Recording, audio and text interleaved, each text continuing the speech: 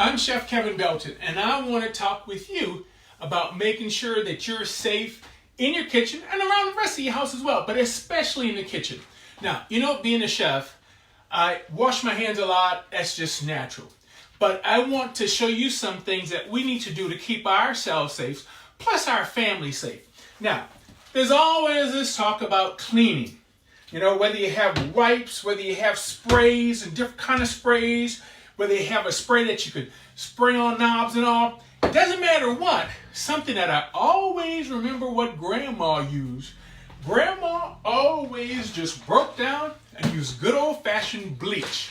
Now, there's ratios you can use to this bleach. Now, like I said, you can use these other things. That's great. That's fine and dandy. But if you want to use bleach, get yourself some gallon jugs, okay? Take a half cup of bleach, 1 gallon of water, and that can be used for hard surfaces. That could be used for surfaces like counters, like stovetops, like cabinets, anything that is a hard surface.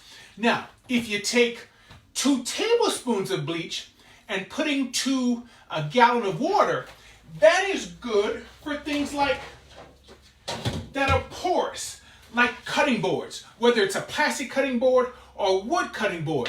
And that's just 2 tablespoons of bleach in 1 gallon of water. And that'll keep this clean. Once you wash it with soap and water, that'll keep this clean. Now, if you want something stronger, if you take 3/4 of a gallon with a half a cup of bleach, now when you take out the trash, this will clean trash cans, especially plastic cans on the insides. Even though you want that little stronger formula, that's for stuff like trash cans. But just as a general cleaner, half a cup of bleach, 1 gallon of water, you could pour this in a container. Keep it in the laundry room. Get you an empty spray bottle. Pour it in here. Now it's good to be kept. And that way you can always have it to spray things down. Now, let's talk about that spot that we want to have to where when we bring packages. Now, a lot of us now are getting things delivered. When you get a package, like I said, pick a spot in your garage, in the kitchen, on the counter, table, laundry room, doesn't matter where. I like to take a package, and even if you don't have wipes, spray a little bleach on a paper towel. Wipe down the outside of the package, okay? If you want to put gloves on, that's fine and dandy. Open up your package, whatever's inside, wipe that down as well. Also, when you bring home your groceries, I know this may sound crazy to you, but in the grocery, these are sitting on shelves. And we never know. Somebody could walk by and actually sneeze. Somebody could touch it. And that's what we have to worry about right now, is touching our eyes, touching our face. That's why we talk about washing our hands so much. So when you bring your groceries home, take a wipe. Take a paper towel with a little cleaner on it. Wipe down your bottles. Wipe down your packages of beans. Wipe down your cans. Whether you have big containers of no matter what it is, peanut butter.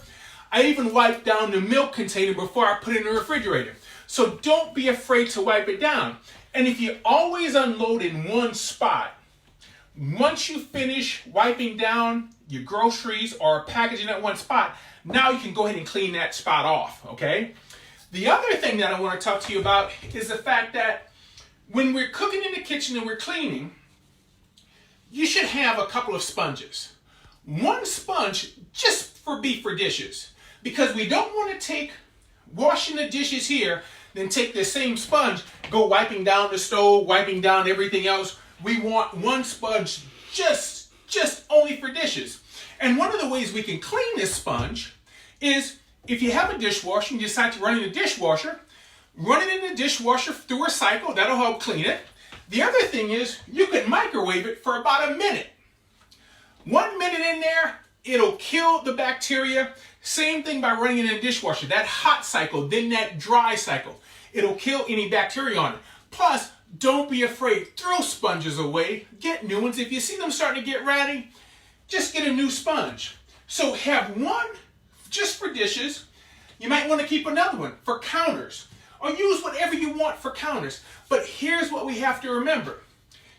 Once a day It doesn't matter if you cook in the kitchen or if you go out to eat and you bring something home. Once a day, take the time, wipe down your refrigerator handles. Wipe down your buttons on your fridge that people might touch for water. Even the light handles here, even the light switches, wipe those down. Remember, here's a little convection oven, okay? The handle here, the knobs, your microwave. Just like your phone where we need to wipe our phone down, we need to wipe the buttons down on our microwave. Don't forget the knobs on our cabinets. Those can be wiped down as well as the light switches, okay? Now, handles on the oven, the knobs on the oven, any buttons on the oven, your coffee maker, the buttons on top of the coffee maker. I know I don't mean to sound like I'm crazy and being germophobic, but this is the time where we have to do this. And if we get in the habit of doing it now, we'll always do it. And plus, it's a great way to teach the kids how to be hygienic. All right? This is a habit that, think about it, in restaurants, we have to keep those kitchens clean because people come in and eat and you expect us to keep it clean. So I want to teach you that same thing that you can do at home. Now, I always talk about helping out neighbors, our grandparents, elderly family and friends. When we prepare them food, I prepared some beans for my aunt. Now, I have containers, but what you want to do when you put the food in the container, whether it's quart containers, whether it's a to-go container, once the food is in, take a cloth and wipe it off. Make sure your hands are clean, wipe it off, then place it in the bag. That way, when you bring it to them, now you know this is sanitized, okay? Because we don't want, the doctors say bacteria can live on surfaces. That's why we want to take the precaution and wipe that down. So do something for your neighbors, help out your grandparents, help out our elderly, bring them food, but make sure you're bringing them safe. So remember, gang, like grandma used to do, some bleach, get you a few gallons, half a cup, gallon of water, every surface that's good for, 3/4 of a gallon with a half a cup of bleach. That's good to clean out your trash cans and things like that. And hey, if you have a trash can like this that has a button on it, don't forget to clean that button because we touch that often, okay? Any place that touch, we want to clean.